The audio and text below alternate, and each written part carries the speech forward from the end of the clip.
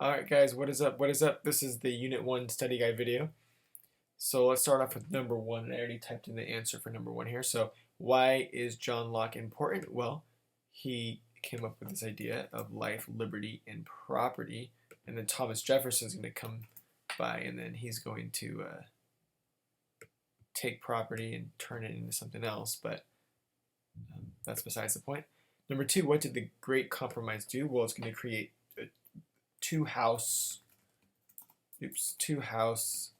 legislative branch, the Senate, and we'll just say it the House,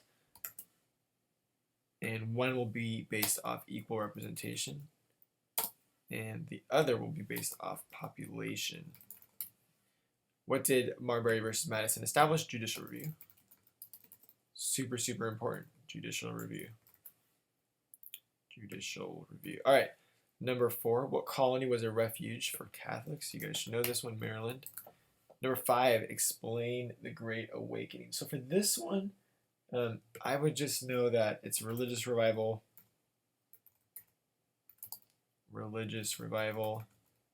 Of course, this is in the 1700s, 1740s, focused on God, community, and the society. All right, number 6, which amendment states that the government needs a search warrant to search on your home or to search your house? That will be the 4th Amendment.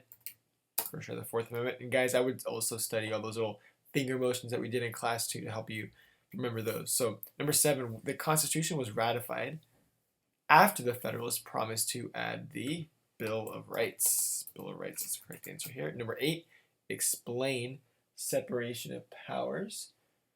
So for this one, I would just know this idea that there are 3 separate branches. They all should be independent of each other. I would say independent. There we go, independent. What else? I think that would be that's good. So 3 separate branches. None of them is supposed to have more power than the other, and they're independent. Explain 3 reasons why the colonies were upset with Britain. Well, the most famous one, as you guys know, no taxation without representation. So no taxation without representation. Then another one, intolerable acts. You guys can have more than 3 here, but these are the ones that you guys are really going to want to know. Intolerable acts. And then the next one, the proclamation line. Do you guys remember that in class? Proclamation line, where England is going to say you cannot go anywhere west of the Appalachian Mountains, and that was that proclamation line that they set in place. Number 10, why did political parties start? We talked about this in class. They had differences in the interpretation of the Constitution. So in differences, I should probably put that differences. Oops.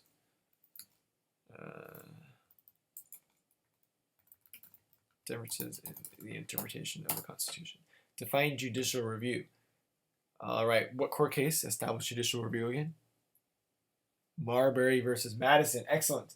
Very good. So for this one, I would just say where the Supreme Court, I'll put Supreme Court, can strike down laws, or yeah, I think I like strike down laws that are unconstitutional. Number 12, which amendment is having a right to a speedy trial? Do you remember your finger motions? 6. That's going to be 6. 6th Amendment. Number 13, which unofficial party wanted the Bill of Rights? Is it the Anti-Federalists or the Federalists? It's the Anti-Federalists. Federalists. Number 14, why did the colonies scrap the Articles of Confederation? Big deal. Weak central government. All right, we're on number 15. We're almost halfway. What date was the Declaration issued of Independence? July 4th, 1776. Number 16, who influenced Thomas Jefferson while writing the Declaration of Independence? That's going to be John Locke. John Locke. What did he believe in? Well, you could look up here for that. All the way to number 1, life, liberty, and property. I would also know that he was all about what we call natural rights. Natural rights. And that's really that's just a simpler version to explain all these 3 things: life, liberty, and property. Those are your natural rights. What do the Bill of Rights do? Well, they protect the people from the government. They protect, just another explanation that is protect personal liberties.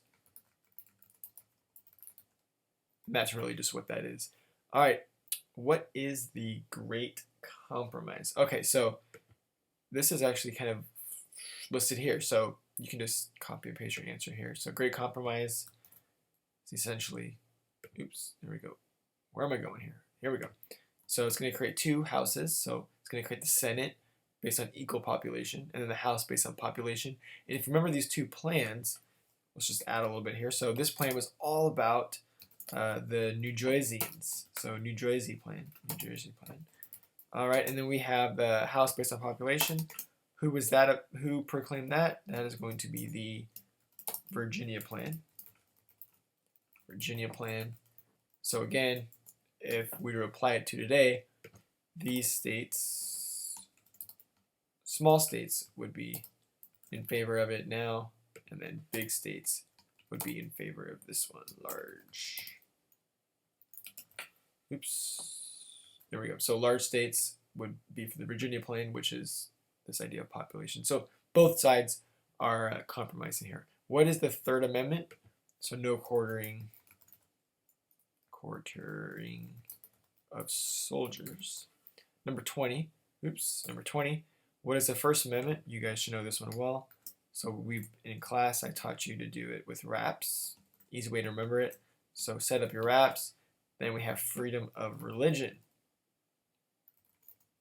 freedom of assembly, freedom of press, freedom to petition, and then freedom of speech. All right, number 21, blank came to America from England to form their own congregation. Puritans. Number 22, what does the executive branch do? Enforce laws. And we're simplifying this, but that's the best answer. Enforce laws. Number 23, what does the 10th, this should say amendment, that's my bad, amendment say? And that actually is misspelled. Come on. Here we go. Amendment, and that should be capitalized. Ooh, whoa. 10th Amendment. What does the 10th Amendment say? Well, the 10th Amendment is going to guarantees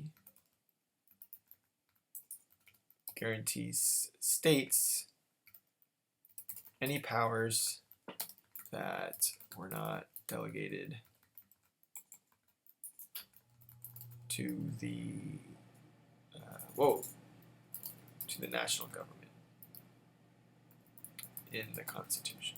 So guarantees states any powers that were not delegated or given to the national or federal government in the Constitution. So states have those rights, not the federal government. What did the New Jersey plan do? Well, if you just look up here, they are going to be all about equal representation. They're a small state, so they don't want bigger states to have more representation than them. They want all equal representation.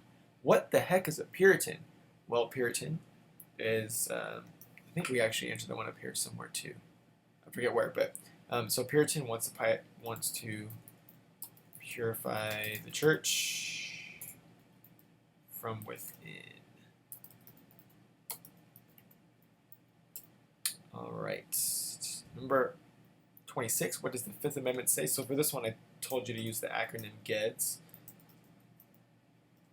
So you have a right to a grand jury. Eminent domain. Whoa, eminent domain. Think of Del Taco for that one. Eminent. Due process, also known as like the fair application of the law. No double jeopardy. Double jeopardy. And then no self-incrimination. Like, that's like I plead the fifth. Incrimination. All right. Number 27, the First Amendments are also known as the Bill of Rights. Number 28, why weren't the Articles of Confederation successful? Weak central government, like before. Some of these are like double, but that's all right. That is totally okay. Number 29, what was the 3/5 compromise? When you guys think of the 3/5 compromise, you should think about slavery. So this is the way that slaves were counted for representation, and taxation purposes. Whoa!